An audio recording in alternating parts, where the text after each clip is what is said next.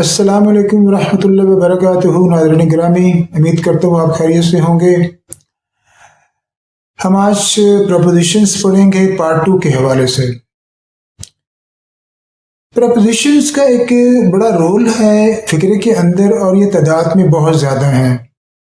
ये लगभग जो सिंपल हैं वो 150 हैं और इसके अलावा अगर आप इसकी आगे बढ़ते जाएंगे तो ये काफ़ी बढ़ते जाएंगे, तकरीबन 400-450 के लगभग हैं। लेकिन मैंने आपको इस मामले में नहीं उलझाना।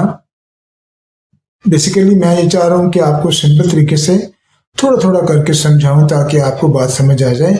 तो वो जो 40-50 सिंपल जो प्रपोजिशंस हैं, जैसे इन है, आउट है, ऑन टू है, इन टू है, बाई है, फ्रॉम है, सिंस है, ओवर है, अंडर है, बेनीथ है, वगैरह वगैरह, ये बेसिकली प्रपोजिशंस को मैं फिर दोबारा रिपीट करता हूँ कि इनकी डेफिनेशन क्या है। ये फिक्रे के अंदर एक नाउन और प्रोनाउंस या सब्जेक्ट या ऑब्जेक्ट या फिक्रे में जो भी नाम मौजूद होता है वो आखिर में आए या पहले आ जाए, ये जो दोनों के दरमियान जो काम वाक़ होता है ना, बेसिकली ये उस काम की नौइयत के साथ रिलेट होती हैं। ये उसको बताती हैं कि इनका महल वकूअ क्या है।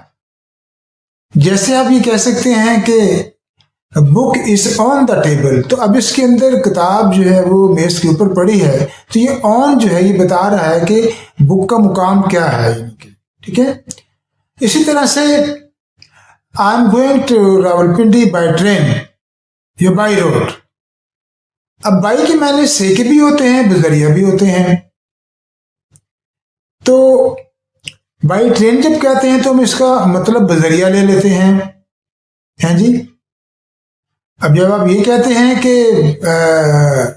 आई am going to Rawalpindi by road, तो फिर भी हम इसका मतलब बजरिया लेते हैं। तो नाज़रीन, ये जो प्रपोजिशंस हैं, जैसे इन है, this is I live in my house, है जी, मैं अपने घर में रहता हूं। अब ग्रामेटिकल देखा जाए तो ये गलत है, इसके लिए एट इस्तेमाल होगा। इन और एट बेशुमार लोग गलती करते हैं। बेसिकली जब हम छोटे शहर के लिए हम एट इस्तेमाल करते हैं, छोटी जगह के लिए। बड़ी जगह के लिए हम इन इस्तेमाल करते हैं। कोई आपसे पूछता है कि वेयर डू यू लिव, आप कहाँ रहते हैं, मतलब मुल्क की बात हो रही है, तो आप कहते हैं आई लिव इन पाकिस्तान। जब आपसे पूछे कि एट बर्थ आप वेयर डू यू लिव, आप कहाँ रहते हैं, मतलब पाकिस्तान के अंदर बात हो रही है कि आपसे पूछ रहा है, तो आप कह सकते हैं कि I live at Islamabad, I live at Bahawalpur, I live at Rawalpindi. तो शहरों के लिए आप एट इस्तेमाल करेंगे, घर के लिए आप एट इस्तेमाल करेंगे। इसी तरह से एक ओवर का माना भी ऊपर होता है और अबव का माना भी ऊपर होता है। अब इन दोनों में फर्क क्या है मैं आपको बताता हूं, शायद मैं किसी आपको नहीं बताया होगा। देखिए, ओवर का माना भी ऊपर है, ठीक है जी। Water is up, water is over. अच्छा, water is above the level, पानी ऊपर है, पानी इस लेवल से ऊपर है, इस्तेमाल हो रहा है ना। लेकिन मैं आपको वाज़ेह कर दूं, देखिए ओवर का माना भी ऊपर होता है और अबव का माना भी ऊपर होता है। लेकिन जैसे ये आप मेरे एक हाथ की तरफ मिसाल देख लें, ये मेरा हाथ जो है इस वक्त ये मेरे सर के ऊपर है, ठीक है जी, बिल्कुल एग्जैक्ट ऊपर है। तो अब यहां पर मैं इस्तेमाल करूंगा ओवर, यानी एक चीज आपके मुकाम से ऊपर भी है और एग्जैक्टली आपके ऊपर भी है। जब मैं इस हाथ को सर से इधर ले जाऊंगा तो फिर ये अबव हो जाएगा, यानी ये चीज मेरे सर से ऊपर तो है लेकिन एग्जैक्टली मेरे सर के ऊपर नहीं है। तो आप समझ गए होंगे कि अगर मैं हाथ को बिल्कुल सर के ऊपर रखता हूं, अबव का माना भी ऊपर होता है और ओवर का माना भी ऊपर होता है, लेकिन दोनों में फर्क क्या है। जब मैं अपने सर को एग्जैक्टली सर के ऊपर रखता हूं तो एक तो पहली बात तो ये कि जो हाथ है ये मेरा सर से ऊपर है, यानी सर का लेवल मेरा ये है और इस हाथ का लेवल ये है, एक चीज तो ये वाज़ेह हो गई। दूसरा देखना ये है कि जो मेरा हाथ है एग्जैक्टली सर के एन ऊपर है तो ऊपर, लेकिन क्या थोड़ा सा हटके है या आगे है। अगर इसको मैं थोड़ा सा आगे ले जाऊं या पीछे ले जाऊं, यहां पे ले जाऊं, तो ये कहेगा कि my hand is above the head, my head. जब मैं सर के ऊपर ले जाऊंगा तो my hand is over the head. तो नाज़रीन, ये बेसिकली फिक्रों के जरिए भी मैं आपको समझाने की कोशिश करूंगा। ये छोटी छोटी चीजें हैं, लेकिन मैंने आपको बताया ना कि मैं खरगोश की चाल चल रहा हूँ, मुझे कोई लतमा लालच नहीं है। मैं फिर वो बात करने पे मजबूर होता हूँ कि मुझे सब्सक्राइबर चाहिए, जल्दी जल्दी मेरे चैनल को सब्सक्राइब करें, व्यूज करें जी, लाइक करें, फला करें। नहीं, जिन लोगों को पैसा कमाना होता है वो बड़े आपको आगे पीछे कहते रहते हैं। मुझे आपसे कोई लालच नहीं, ना यूट्यूब से कोई लालच है। हाँ, मेरा एक मिशन है कि मैं सदका जारी समझ के उसको फैला रहा हूँ, और मुझे कोई आपसे कोई गर्जो गायत नहीं है, ना यूट्यूब से गर्जो गायत है। एनीवे, हम बात कर रहे थे प्रपोजिशंस की। तो इसी तरह से ये प्रपोजिशंस का इस्तेमाल मैं बाद में बताऊंगा आपको। मेरी एक असाइनमेंट मिस हो गई थी, जो कि मैं आपको यूँ समझ लें कि मुझे याद नहीं रहा। हमने पिछले दिनों एडजेक्टिव और एडवर्ब पढ़े थे। एडजेक्टिव और एडवर्ब में मैंने आपको वाज़ेह फर्क बताया था कि ये दोनों का माना सिफात होता है, लेकिन एक सिफ्त ऐसी है जो कि नाम से पहले आती है, चाहे वो सब्जेक्ट है चाहे वो ऑब्जेक्ट है, ठीक है जी। और एक सिफ्त ऐसी होती है जो नाम के बाद आती है। जैसे मैं कहता हूं कि ही is a man, he is a nice man, तो ये मैन जो एक आदमी का नाम है, ठीक है जी। तो नाइस वो एक अच्छा इंसान है, he is a good man. तो he teaches me nicely, he behaves me very nicely, वो मुझसे बड़ा अच्छा बर्ताव करता है। तो मैंने आपको बताया था कि नाजरीन कि अब ये देख लें कि एक आपको मैंने वाज़ेह फर्क बताया था कि जो एडजेक्टिव भी सिफ्त है, एडवर्ब भी सिफ्त है। एडजेक्टिव वो सिफ्त है जो सादा फिक्रे में इस्तेमाल होगी। मतलब मैं कहता ना कि ही is a man, he is a good man, he is a nice man. अब देख लें कि नाइस एक अच्छा, यानी कि उस नाम के बारे में मजीद हमारे वजाहत कर रहा है। तो मैंने ये बताया था कि एडजेक्टिव से मुराद इसमें सिफ्त होता है, और सिफात का ताल्लुक हमेशा नामों के साथ होता है, चाहे वो नाम जानदार हो चाहे बेनाम हो। दुनिया में जितनी भी चीजें अल्लाह ताला ने पैदा की हैं उनकी नाम रखे हैं, और उनकी नामों की सिफात होती हैं। या समंदर बड़ा गहरा है तो समंदर एक नाम है, और गहरा होना उसकी सिफ्त है, ठीक है। एक आदमी है, उसका कद छोटा होना उसकी सिफ्त है, उसका लंबा होना उसकी सिफ्त है, उसका बुरा होना, उसका अच्छा होना, ये उसकी सिफात है।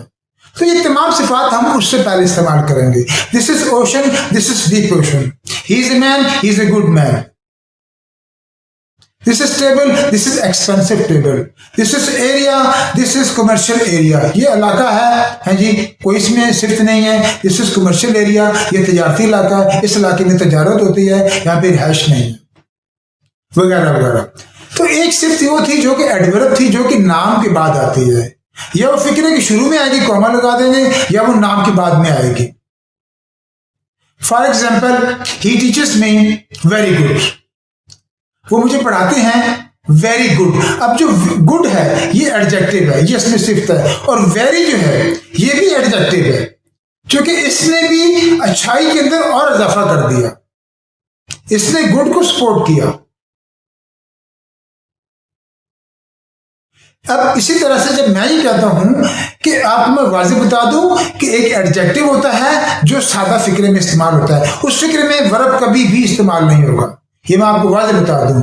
और एक फिक्र होता है वर्ब वाला, उसके अंदर एडवर्ब इस्तेमाल होगा। ये दोनों सिफात हैं, इसको आप मेक श्योर। मैं इसकी एग्जाम्पल दे रहा हूं, नाइस को इस्तेमाल करता हूं, या शार्प लफ्ज को इस्तेमाल करता हूं। ही is a man, he is a sharp man. अब मैन से पहले शार्प आ गया, वो तेज आदमी है, यानी जेन से तेज होना। छुरी असल में ये शार्प लफ्ज का माना होता है तेज, तेज धार, यानी this knife is very sharp. अब ये छुरी बहुत तेज है, भाई ध्यान करना कहीं हाथ ना कट जाए।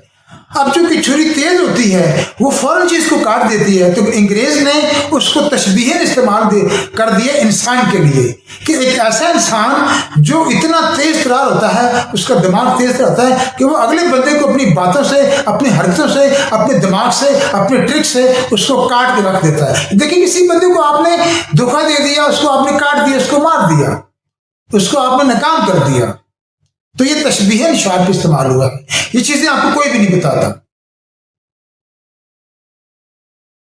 तो बहरहाल बात एडजेक्टिव एडवर्ब की हो रही है, क्योंकि मैं इसको रिपीट कर रहा हूं। तो नाज़रीन, ये अब मैं जब कहता हूं कि ही is a man, he is a nice man, he teaches me nicely. अब मी क्या है? मुझे, मैं वर्ब नहीं ऑब्जेक्ट हूं, मैं, मेरा नाम है, तो नाउन के बाद ही आया ना नाइसली। और एडवर्ब की आपको मैंने पहचान बताई है कि जिस भी फिक्रे के आखिर में सिंगल एल वाई हो या डबल एल वाई हो, उसे हम एडवर्ब कहते हैं। ये मैंने पहले बताया था कि practical practically, national nationally, nice nicely, sharp sharply, productive productively, national nationally. तो जो पहले जो फिक्रे बोलता हूं ये एडजेक्टिव है, दूसरे जो बोलता हूं वो एडवर्ब है। तो एनीवे नाज़रीन, आज हम पढ़ेंगे डिग्रीज ऑफ एडजेक्टिव, यानी इसमें सिफात के 3 दर्जा। इसमें सिफात के 3 दर्जात क्या होते हैं? इसकी 3 डिग्रीज हैं। डिग्री का माना दर्जा होता है, first degree, second degree, third degree. पहली डिग्री को हम कहते हैं सिंपल डिग्री, दूसरी को कहते हैं कंपैरेटिव डिग्री, और तीसरी को कहते हैं सुपरलेटिव। अब आप सुन लें, फर्ज करें मैं ये कहता हूं कि वो काला आदमी है, he is A black man. अभी आप कहते हैं वो बहुत काला आदमी है। आपने लफ्ज बहुत इस्तेमाल कर दिया ना। अभी आपने कहा वो काला आदमी है, तो आपने कहा ही इज ए ब्लैक मैन। जब आप कहते हैं कि वो बहुत काला आदमी है, तो आप कहते हैं कि ही इज ए ब्लैकर मैन। जब आप कहते हैं कि वो बहुत ही, यानी बहुत भी आ गया लफ्ज और ही भी आ गया, तो इसके साथ आ जाएगा जनाब कि ही इज द ब्लैकेस्ट मैन, वो बहुत ही काला आदमी है। तो माजरत के साथ मैंने आपको आर्टिकल्स पढ़ाए थे और मैंने आपको ये बताया था एक बड़ी अहम चीज के साथ दी लगता है, the ocean, the Pakistan time, the prime minister है जी, the Bahawalpur, the national daily वगैरह वगैरह है जी, the deep ocean, the Himalayan.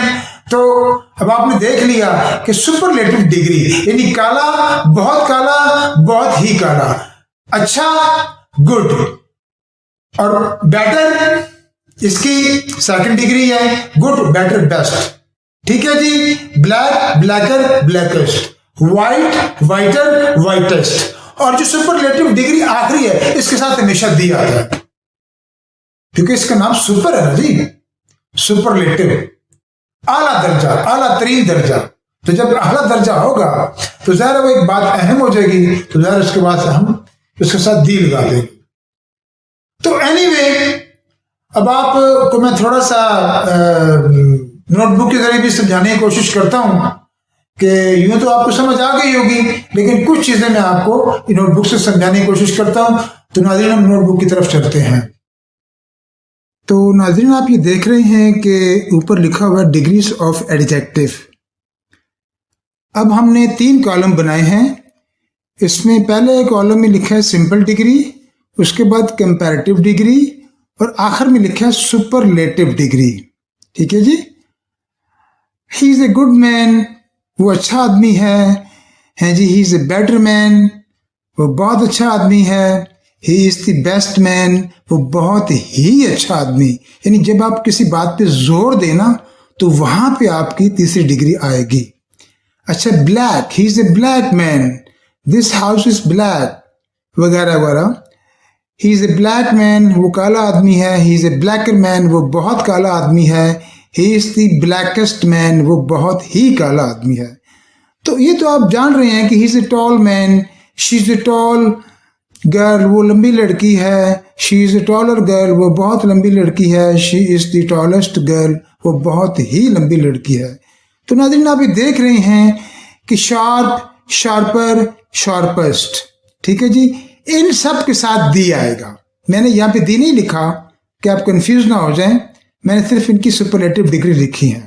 इसी तरह से वाइट है, सफ़ेद, वाइटर बहुत सफ़ेद, दी वाइटेस्ट यानी बहुत ही सफ़ेद।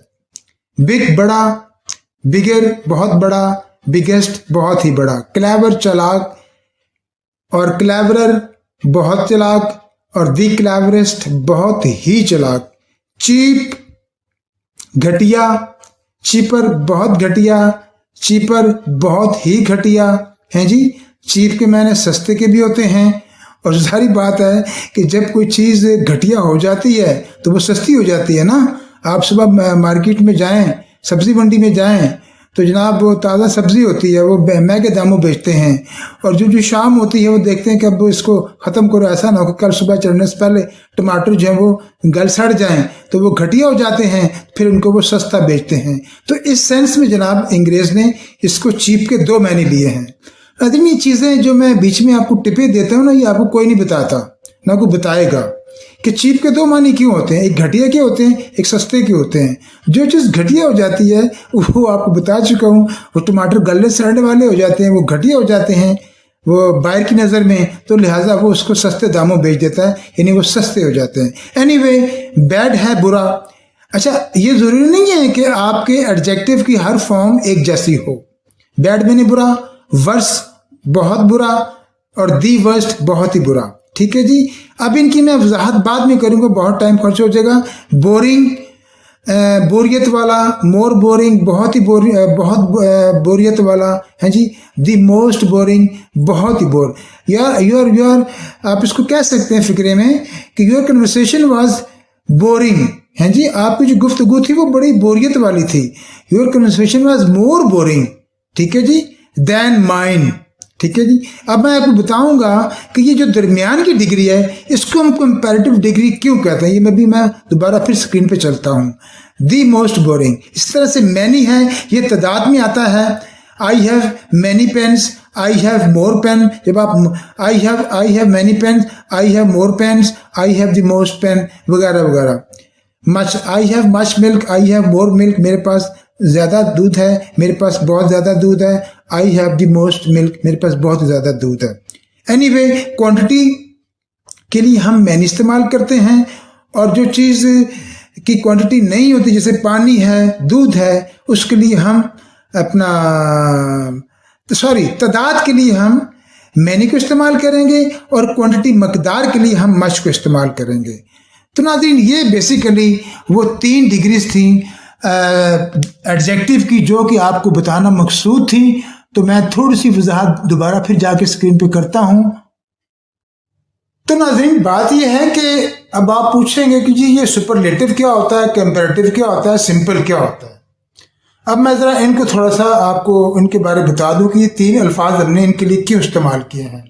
देखिए, जब आप ये बात करते हैं ना कि ही इज़ ए मैन, तो वो एक आम आदमी सभी दुनिया में होते हैं। जब आप ये कहते हैं ना कि he is a good man, तो वो एक अच्छा आदमी है, तो ये एक सिंपल सी बात है, इसमें कोई क्राइटेरिया नहीं है, इसमें कोई अनोखी बात नहीं है, बस इतना पता है कि वो एक अच्छा इंसान है, ठीक है। जब आप कहते हैं कि he is a man, he is a black man, तो वो एक जस्ट नॉर्मल सी बात हो जाती है। जब आप ये कहते हैं ना कि he is a blacker man, तो उसमें थोड़ा सा वजन आ जाता है कि वो बहुत काला है, तो फिर आदमी डाउट में आ जाता है कि यार आदमी बहुत काला है, इससे हमें नौकरी देनी चाहिए कि नहीं चाहिए, या इसे हमें शूटिंग के लिए कंसीडर करें कि ना करें, तो उसमें डाउट आ जाता है।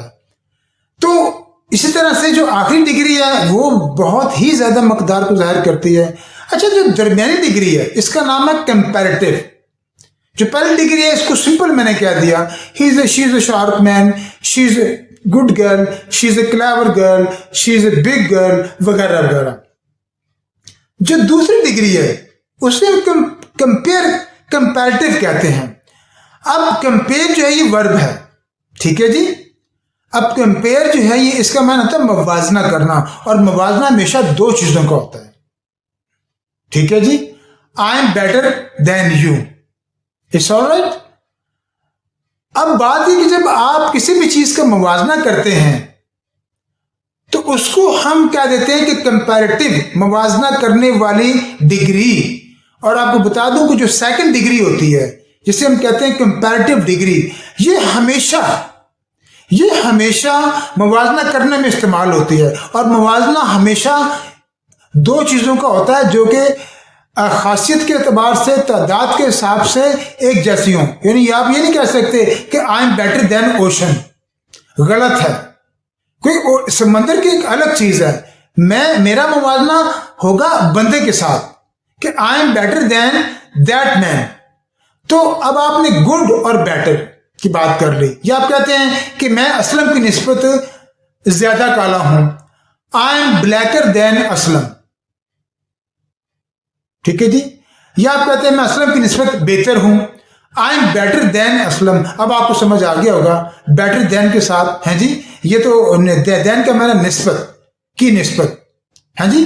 तो आपने देखा होगा कि अक्सर लोग फिक्रों में यूज करते हैं कि I am better than you, this pen is better than that, है जी, एक्सेट्रा वगैरह वगैरह। तो ये आप समझते हैं कि इसलिए हम जो दरमियानी डिग्री होती है, चूंकि हम हमेशा इसको मुवाजने के लिए इस्तेमाल करते हैं। मैं कहता हूं कि she is a sharper than me, कि वो लड़की मेरी निस्बत तेज है, ठीक है जी। She is this my house is bigger than that house, ये उस घर की निस्बत बड़ा है जी।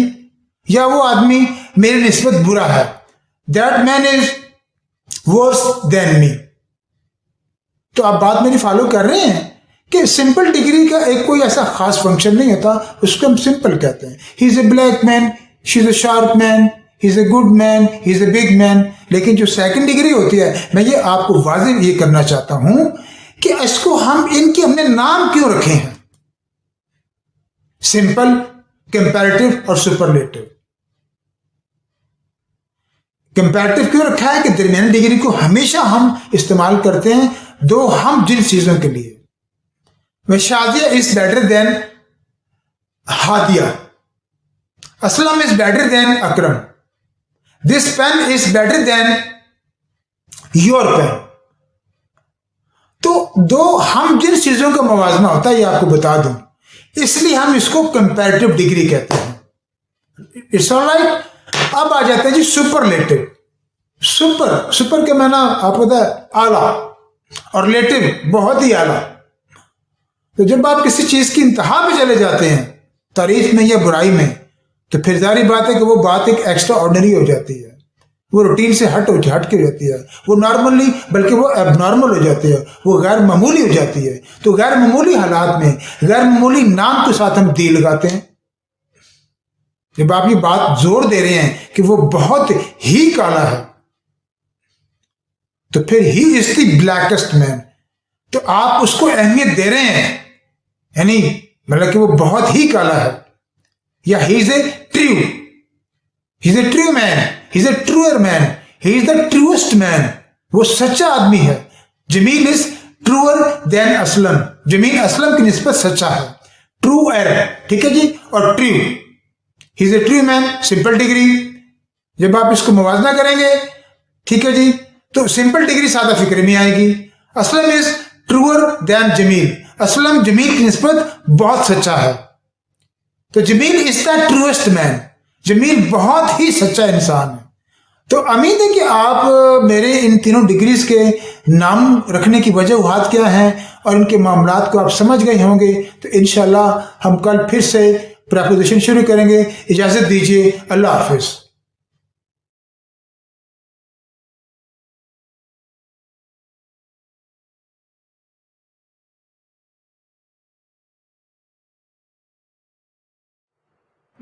अस्सलामु अलैकुम वरहमतुल्लाहि वबरकातुहू। नाज़रीन गिरामी, मेरे आज का जो टॉपिक है वो है प्रपोजिशंस। इंतहाई अहम टॉपिक है और प्रपोजिशंस का फ़िक्रे के अंदर जो रोल है वो आप तसव्वुर नहीं कर सकते। इसके लिए मुझे एक वीडियो न काफ़ी है, मुझे इसके लिए 2 से 3 वीडियो अपलोड्स करनी पड़ेंगी, फिर जाके ये कहीं कवर होंगे। मैं आपको प्रपोजिशंस के बारे थोड़ा सा ये वजाहत कर दूं कि प्रपोजिशंस होती क्या हैं। क्योंकि मैंने आपसे ये कहा था कि मैं फ़िक्रे के ढांचे के बाद आपको वो अल्फाज आपको आहिस्ता आहिस्ता बताता जाऊंगा जो कि फ़िक्रे के मानी में इजाफा करते हैं। तो सबसे पहले जो ढांचा था मैंने वो डिस्कस किया था, उसके बाद मैंने आपको सब्जेक्ट ऑब्जेक्ट वर्ब ये ढांचा हो गया। उसके बाद मैंने आपको बताया कि इसमें मरकजी किरदार किसका होता है, यानी वर्ब का। फिर हमने वर्ब की दो इकसाम को डिस्कस किया, वर्ब ट्रांसटिव और वर्ब इनट्रांसटिव। उसके बाद गालबन जो मुझे याद पड़ता है हमने एडजेक्टिव को डिस्कस किया, उसके बाद एडवर्ब को डिस्कस किया, उसके बाद आर्टिकल्स को डिस्कस किया। तो ये आप देख रहे हैं कि हमारा टारगेट तो फिक्रा बनाना सीखना है उर्दू से अंग्रेजी के अंदर। तो एक अंग्रेजी के फिक्रे में कितनी चीज़ें इस्तेमाल होती हैं, चीज़ों से क्या मुराद है, बल्कि पूरी की पूरी ग्रामर इस्तेमाल होती है। जब ये मैं कहता हूँ ना कि पूरी की पूरी ग्रामर इस्तेमाल होती है, जब हम किसी भी आदमी के साथ उर्दू में गुफ्तगू कर रहे होते हैं या इंग्लिश में गुफ्तगू कर रहे होते हैं, तो हमें खुद नहीं पता होता कि हम अगला फिक्रा वो किसका होगा। मसलन पैसिव वॉइस से होगा, टेंस का होगा, या 12 टेंसेस का होगा, या डायरेक्ट इनडायरेक्ट का होगा, या टेक्निकल इंग्लिश का होगा, या बेशुमार आगे ग्रामर के अंदर बेशुमार चीज़ें जो मैंने आपसे भी डिस्कस करनी है। तो बात हो रही थी प्रपोजिशंस की। मैं आपको एक छोटी सी मिसाल देता हूं कि प्रपोजिशंस का फिक्रे के अंदर एक मरकजी किरदार है। जिस तरह से मैंने बताया था ना कि फिक्रे के अंदर एक जो वर्ब होता है, बेसिकली ये फिक्रे के दरमियान में होता है। इसमें सब्जेक्ट ऑब्जेक्ट दोनों को बांध के रखा होता है। अगर हम फिक्रे में से वर्ब को निकाल दें तो फिक्रा टोटली डेड हो जाता है। ये बात मैं बार बार रिपीट करता हूं ताकि आपकी दोहराई के लिए और ख़ास तौर पे उन स्टूडेंट्स के लिए, उन ऑडियंस के लिए जो कि बाद में आते हैं, ताकि उनकी दोहराई हो जाए। तो नाज़रीन, प्रपोजिशंस जो हैं वो तादाद में जो मेरा एक अंदाज़ा है वो मिनिमम 150 के लगभग है, इससे भी ज़्यादा है। अब प्रपोजिशंस की मैं अलग से डेफिनेशन नहीं करता। मैं हर उस फिक्रे को, हर उस लफ्ज़ को जो फिक्रे में मौजूद सब्जेक्ट ऑब्जेक्ट या नाउन या प्रोनाउन के बारे में हमें कोई मालूमात देगा, जो हम काम कर रहे हैं उसके बारे में मालूमात देगा। देखिए ये मालूमात उसने किसके बारे में देनी है। फिक्रे में मैंने बताया कि बेसिकली 3 चीज़ें होती हैं, सब्जेक्ट और वर्ब होता है। तो इन तीनों के बारे में हमें जो भी लफ्ज़ हमें इंफॉर्मेशन देगा हम उसको डिस्कस करेंगे, और डिस्कस करते आ रहे हैं और डिस्कस कर रहे हैं। तो प्रपोजिशन जो है इस तमाम चीज़ों में सबसे अहम इनका रोल है। अब प्रपोजिशंस क्या है, क्या अब सुन ले आप।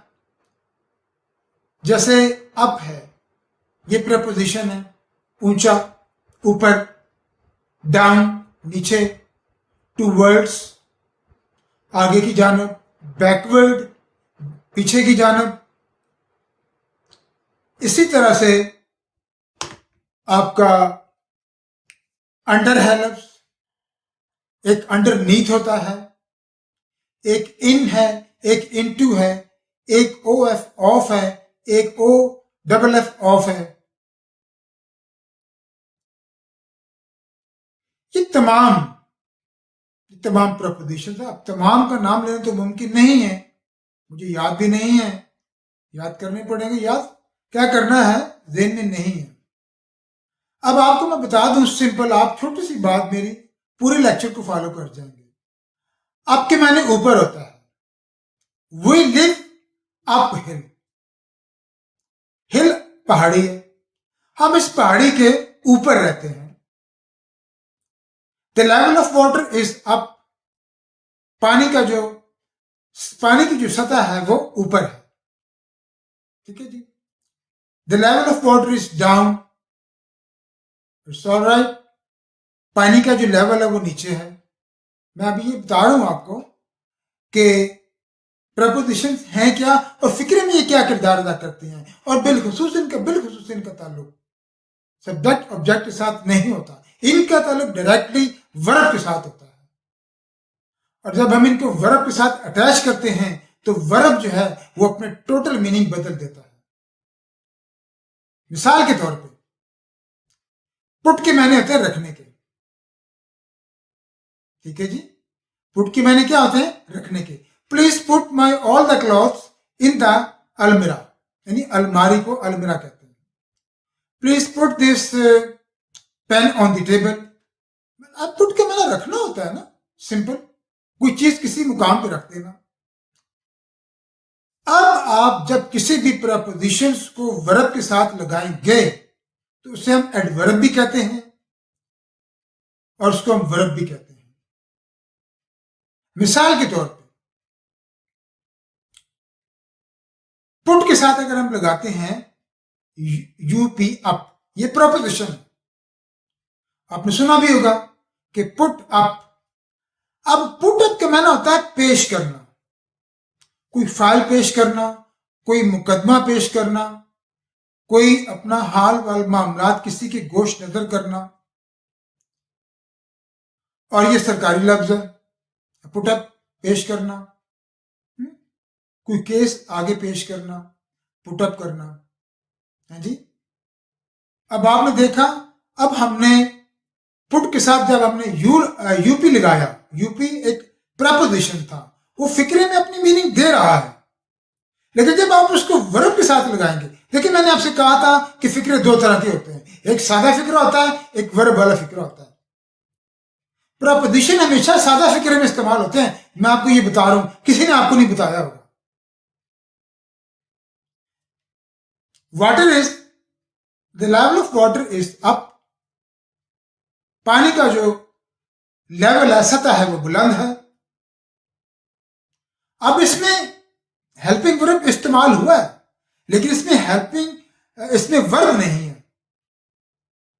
जैसे आप कह सकते हैं कि वाटर इज राइजिंग, पानी ऊपर आ रहा है, ऊपर चढ़ रहा है, तो चढ़ना अब वर्ब की उर्दू में पहचान क्या है? जब आप फिक्रा, आपने अंग्रेजी ग्रामर आप इसलिए सीख रहे हैं ना कि आपको अंग्रेजी के अंदर इनकी पहचान होनी चाहिए, सब्जेक्ट ऑब्जेक्ट वर्ब की, इन तमाम चीजों की, तो फिर ही आप आगे पढ़ सकते हैं ना।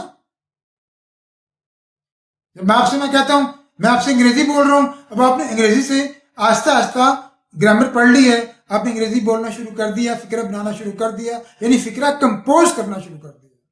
अब कंपोज के मायने क्या है? हर उस जुज को जिसकी जहां पे जगह बनती है उसको उसके मुकाम पे रख दें, ताकि मतलूबा शक्ल इख्तियार हो जाए, यानी कि फिक्रे की एक शक्ल बन जाए और फिर वो फिक्रा हमें मानी अदा कर दे। उसके बाद हमें फिक्रे की जरूरत नहीं है कि फिक्रे हम बोलते हैं, अपने कुछ कहना चाहते हैं, कुछ सुनना चाहते हैं। तो मैं बात कर रहा था कि पुट के साथ अगर आप अप लगा देंगे तो इसका टोटली मीनिंग बदल जाएंगे। अब आप आगे चलें, अब आपने आपको खत्म कर दिया, अब आप पुट के साथ ऑन लगा दें। अब पुट ऑन के मायने होते हैं जनाब पहनने के, कपड़ा पहनना, जूते पहनना, सॉक्स जुराबें पहनना, ग्लव्स पहनना, कोई भी चीज आप कह लें, यानी तन के ऊपर, अपने जिस्म के ऊपर है जी, कोई भी चीज जब पहनेंगे आप तो उसके लिए आप इसको पुट ऑन कहते हैं। तो पुट अप का मायना पेश करना, कोई मुकदमा, कोई फाइल, कोई केस अदालत में, जज के सामने, किसी प्रिंसिपल के सामने, अपने से बड़े के सामने। और पुट ऑन के मायने क्या हो गए? पहनना।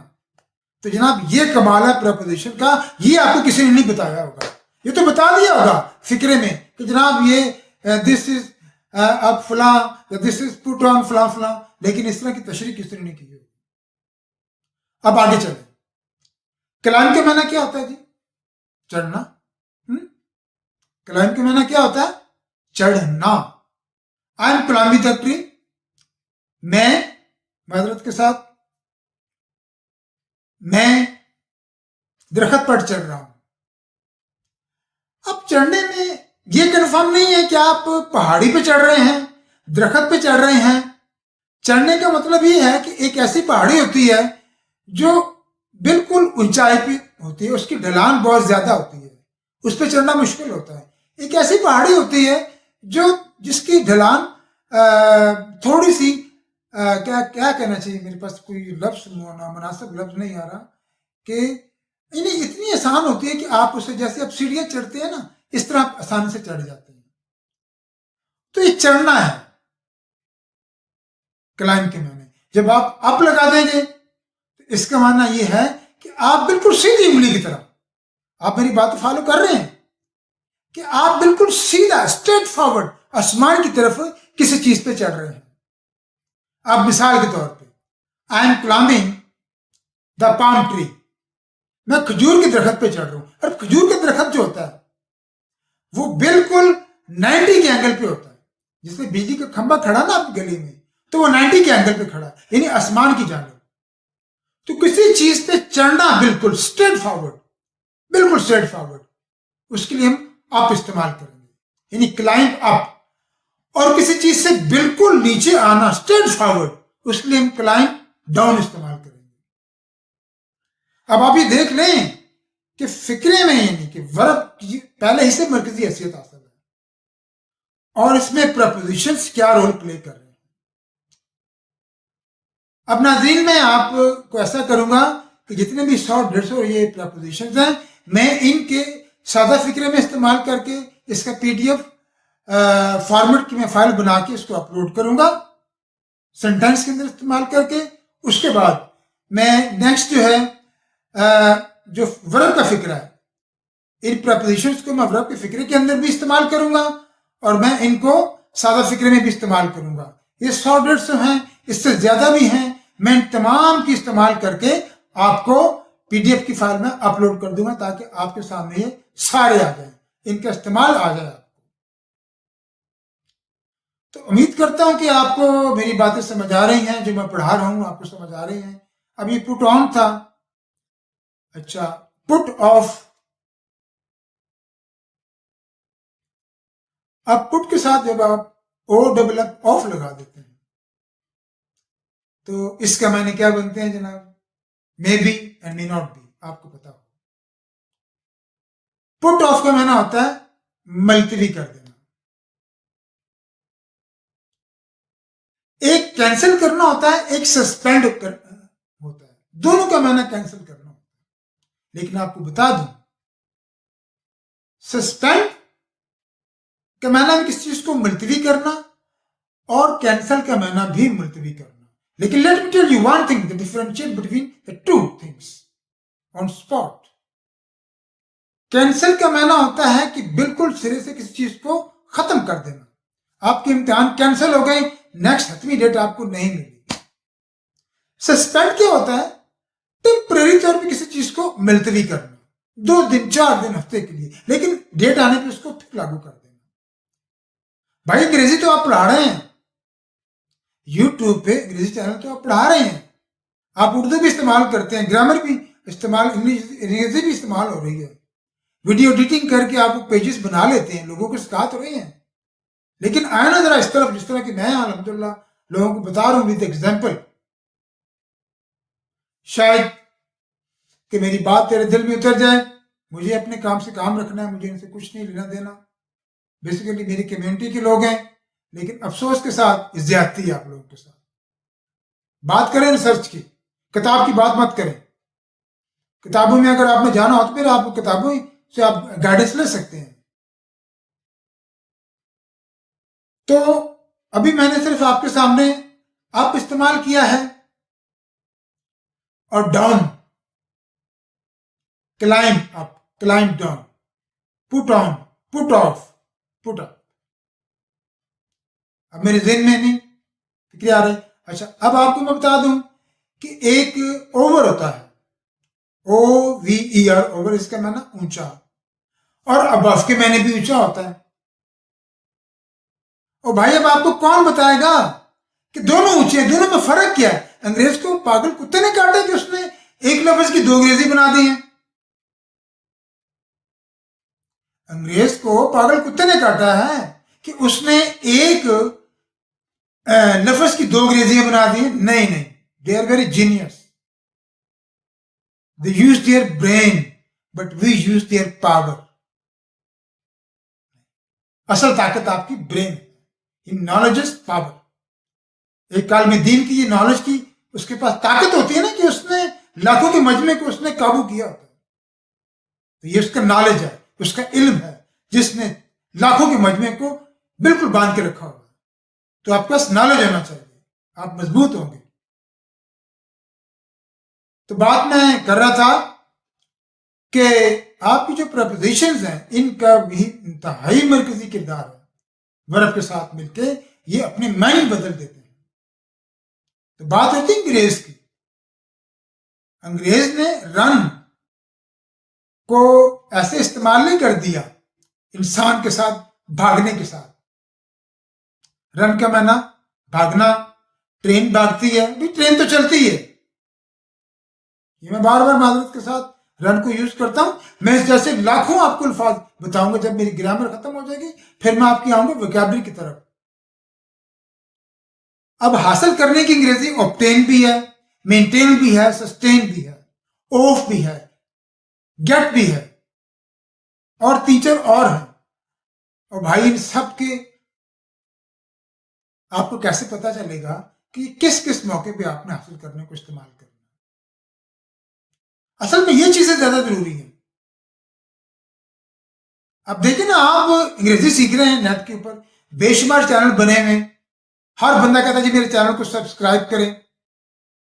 सबसे पहला कलाम उनका ये होता है, सबसे पहले इनकी रिक्वेस्ट ये होती है, ताकीद होती है।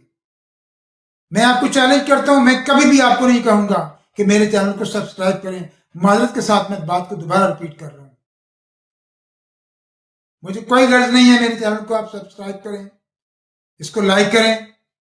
हाँ, अगर आपको एक चीज समझ आती है और आप ये समझते हैं, इस्लाम भी कहता है कि अगर आपको एक चीज समझ आ रही है और आप दूसरे भाई के लिए भी वही चीज पसंद करें, तो आप इसको शेयर कर दें, नॉलेज को सदका जारी समझ के फैलाएं। लेकिन अल्हम्दुलिल्लाह अल्हम्दुलिल्लाह मुझे इस चीज का नहीं पता। यूट्यूब एक बहुत बड़ा प्लेटफॉर्म है, इस पर लाखों अरबों ट्रिलियन बिलियन चैनल्स बने हुए हैं, हर शोबे जिंदगी के। लेकिन मैं भी I am the only one person who is not just requesting you to subscribe, to share, like my channels, because I have nothing to do with your subscription. I am supposed to inject you the art of English into your veins. That's all. तो propositions का एक किरदार बहुत मरकजी है। ये मैंने आज आपको थोड़ी सी एग्जाम्पल दी है कि पुट ऑन के मैंने कपड़े पहनना, पुट ऑफ के मैंने मिलिट्री करना है जी। अब ये देखिए ना, ओ डबल एफ ऑफ, ये क्या है? ये आपने पुट के साथ लगा दिया तो ये प्रपोजिशन था, इसने वर्ब के सारे मीनिंग बदल दिए। इस तरह के लाखों करोड़ों वर्ब हैं जिनके साथ प्रपोजिशन इस्तेमाल होती है। तो अब तमाम प्रपोजिशंस को पढ़ाना तो मकसूद नहीं है, ना ये मुमकिन है। तो मैंने जैसा कि पहले बताया कि मैं इंशाल्लाह एक पीडीएफ की फाइल बनाऊंगा, उसमें सादा फिक्र में तमाम प्रपोजिशंस को इस्तेमाल करूंगा, वर्ब वाले फिक्र में तमाम प्रपोजिशन को इस्तेमाल करूंगा और वो मैं आपको अपलोड कर दूंगा ताकि आप बासानी इसको समझ सके, लिख सके। मैं साथ जहां पे कुछ वजाहत की जरूरत पड़ेगी मैं आपको वो भी बता दूंगा।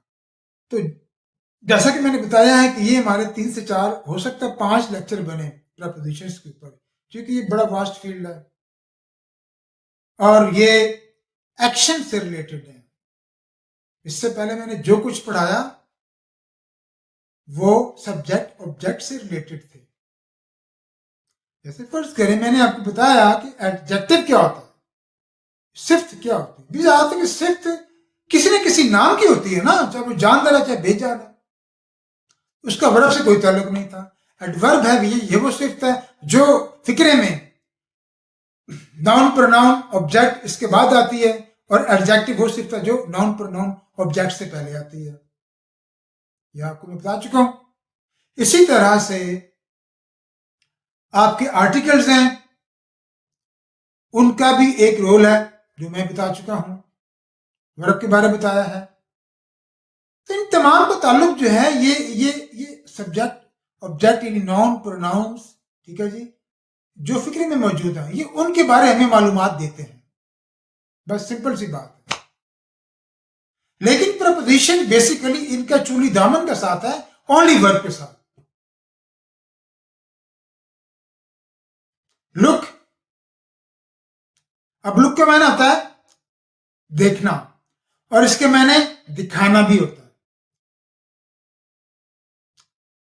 जब आप लुक के साथ एट लगा देंगे ऑडियंस, तो फिर ये होता है कि किसी टारगेट को देखना।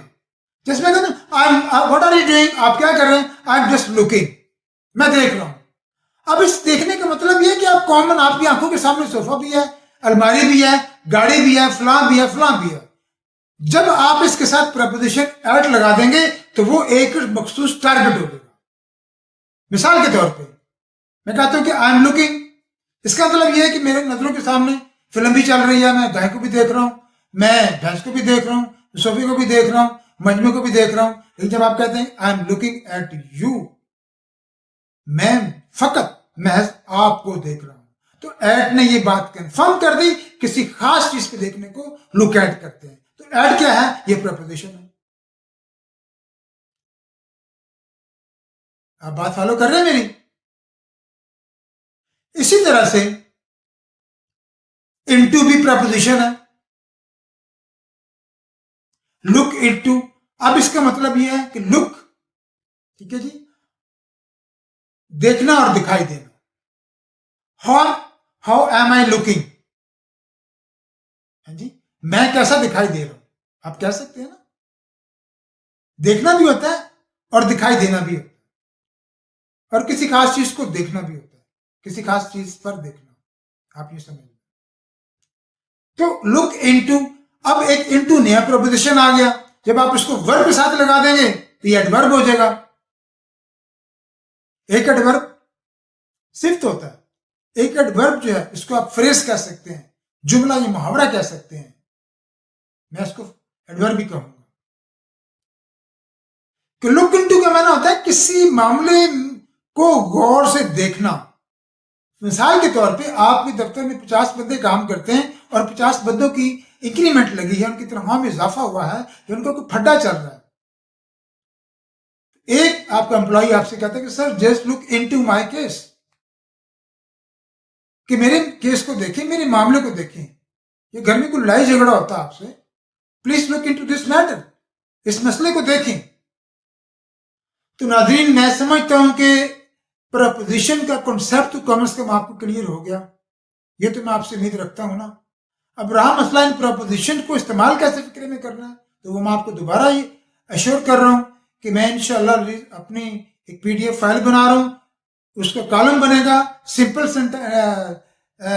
Without verb and with verb sentences, यानी सादा फिक्रे और वर्ब वाले फिक्रे, इन दोनों में इस्तेमाल कर इंशाल्लाह करके दूंगा। तो और आपके सामने जितने भी 100, 150, 200 प्रपोजिशन है, उनका इस्तेमाल इजी हो जाएगा। I know, I think this is the very easiest way to convey something to you. तो इजाजत दीजिए, आज की वीडियो काफी लंबी हो गई है, इंशाल्लाह कल फिर हम सेकंड पार्ट को डिस्कस करेंगे। खुदा हाफिज।